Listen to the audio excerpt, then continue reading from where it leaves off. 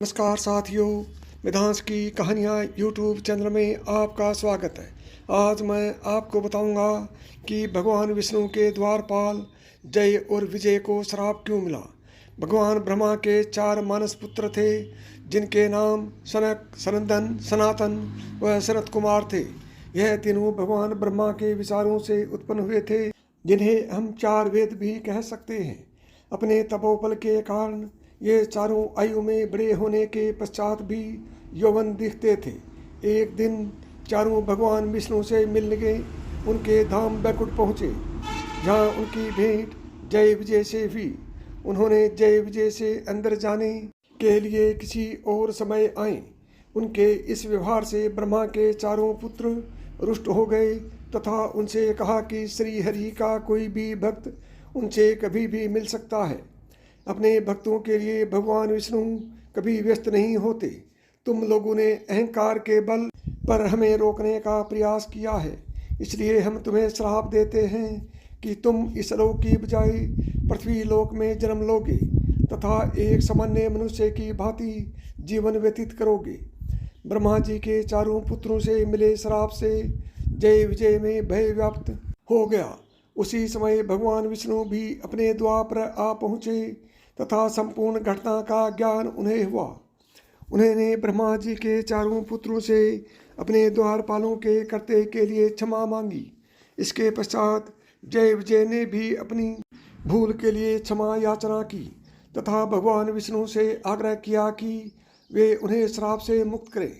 इस पर भगवान विष्णु ने कहा कि वे ब्रह्म वाक्य को असत्य नहीं करना चाहते, इसलिए यह श्राप तुम्हें भोगना ही पड़ेगा। अपने द्वारपालों की पीड़ा देखकर भगवान विष्णु ने उन्हें 2 रास्ते दिए। उन्होंने जय विजय से कहा कि तुम ब्रह्मा पुत्रों से मिले श्राप स्वरूप इस पृथ्वी पर तो जन्म लोगे, लेकिन तुम्हारे सामने 2 रास्ते हैं। प्रथम रास्ते के अनुसार तुम्हें इस पृथ्वी पर 7 जन्म लेने पड़ेंगे, जिसमें तुम मेरे भक्त होंगे, तथा द्वितीय रास्ते के अनुसार तुम्हें इस पृथ्वी पर 3 जन्म लेने पड़ेंगे, जिसमें तुम मेरे शत्रु होंगे। चूँकि जय विजय भगवान विष्णु के बड़े भक्त थे, इसलिए 7 जन्मों का विग्रह उनसे सहा नहीं जाता।